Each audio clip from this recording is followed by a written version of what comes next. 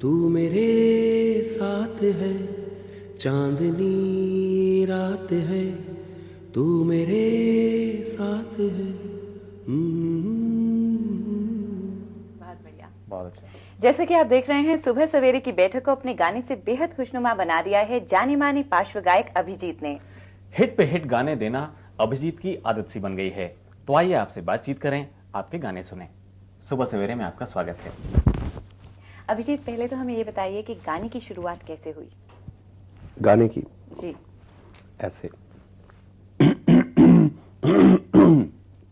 यहाँ से मेरी शुरुआत होती है। आपके जीवन में गाने की शुरुआत कैसे हुई? जीवन में गाने के मुझे याद है, जब मैं नर्सिंग होम में पैदा हुआ था, काफी छोटा था, तो मैं यूं करके हुआ होगा। May be that was musical, I don't know.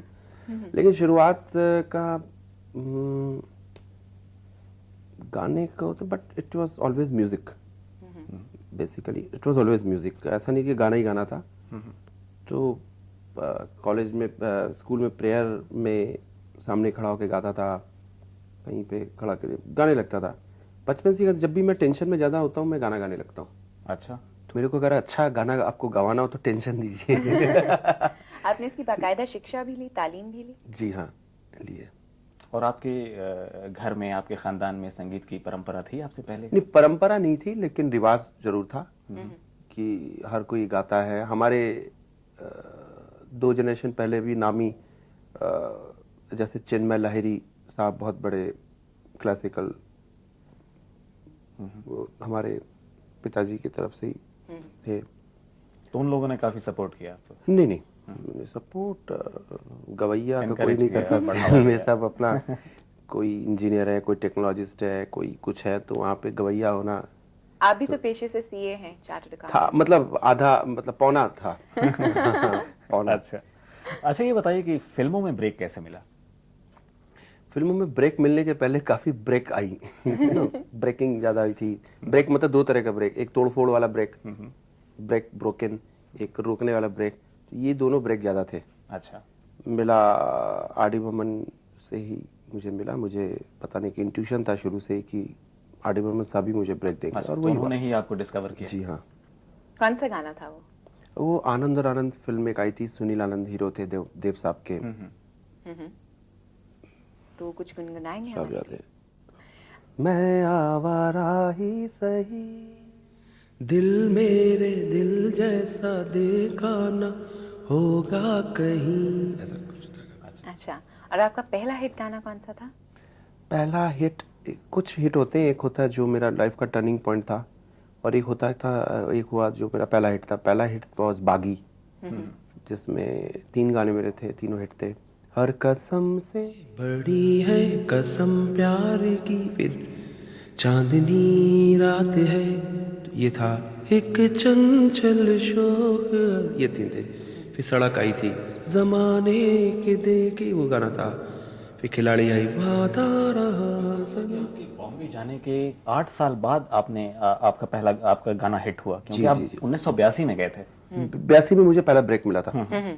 और बागी मेरे ख्याल से 1990 में रिलीज हुई जी थी। हाँ, 90 में ही गाया था, 90 में ही। तो ये आपका स्ट्रगल पीरियड था?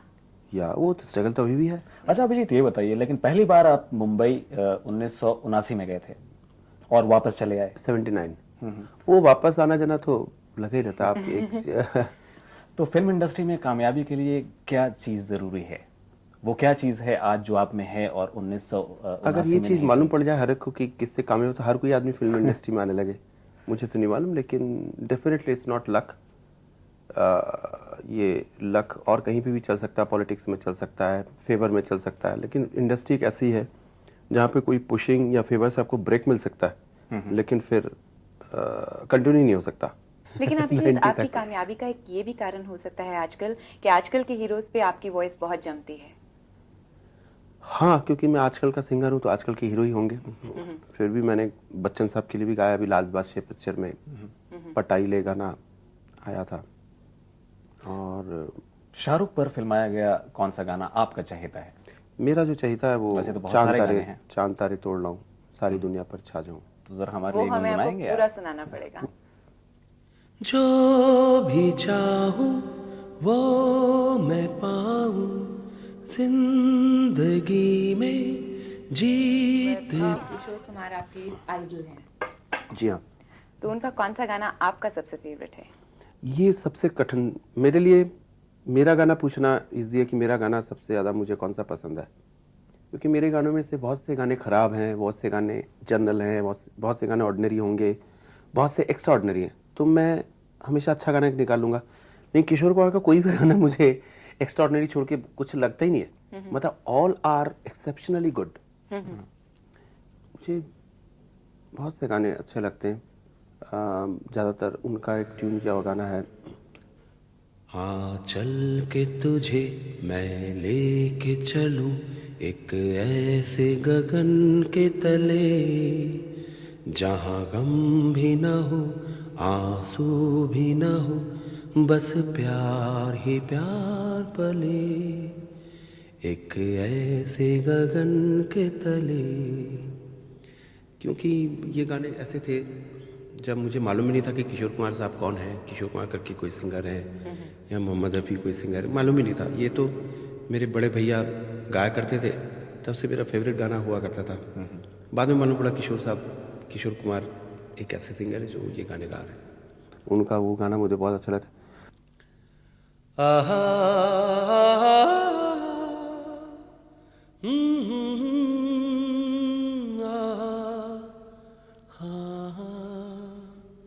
तुम बिन जाऊं कहाँ कि दुनिया में आके। जब से ये गाना किशोर कुमार और रफ़ी साहब दोनों ने मिलके गाया है, तब से किशोर कुमार बन गए। And since that time Kishore Kumar was from number 1 to number 10 to be. मैं कुछ गुस्ताखी के लिए क्षमा चाहूँगा। यही गाने से मालूम पड़ा कि किशोर कुमार हैं और रफ़ी साहब हैं। इसके बाद से किशोर कुमार हमेशा वहीं पे दिखे।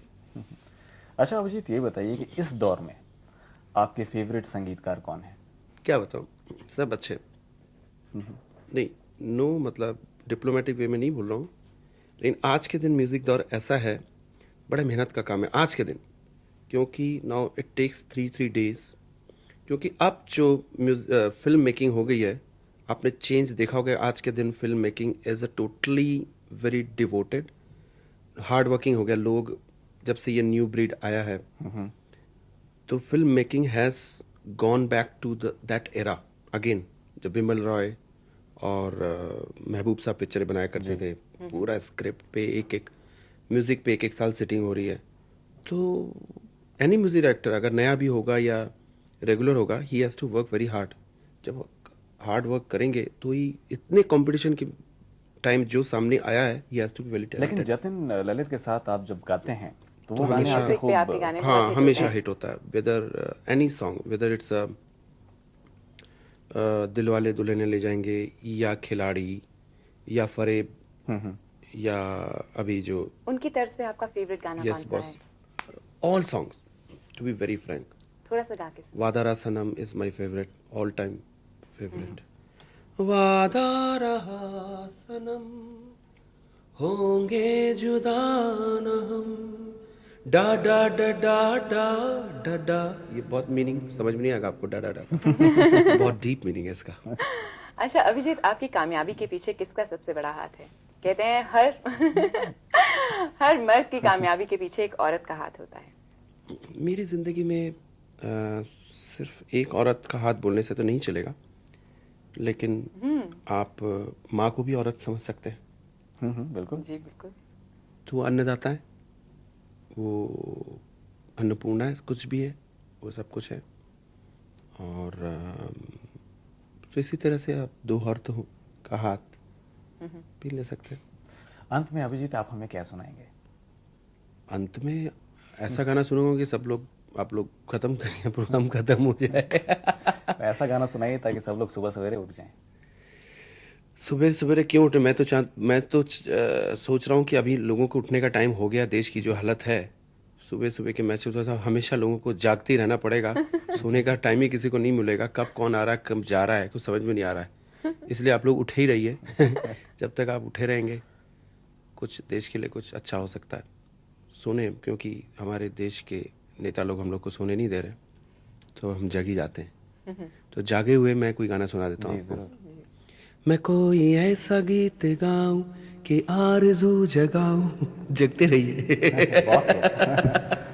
अगर तुम कहो तुमको बुलाऊं कि पलकें बिछाऊं, कदम तुम जहां जहां रखो, जमी को आसमां बनाऊं, सितारों से सजाऊं, अगर तुम कहो।